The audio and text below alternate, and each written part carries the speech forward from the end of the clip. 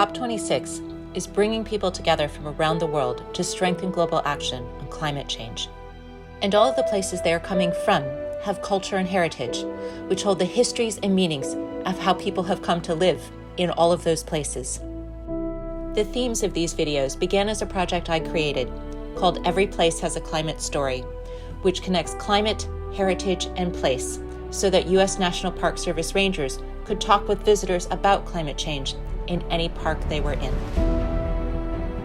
In the years since, this Climate Stories project has traveled widely and captured the attention and enthusiasm of many people and colleagues around the world. These places and stories show us the long trajectories of change in our environments and how we have lived in them.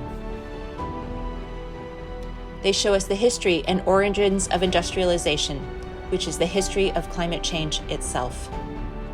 And they share how communities are using sites that are now appearing along coasts to rebuild older practices and traditions and build new connections with each other.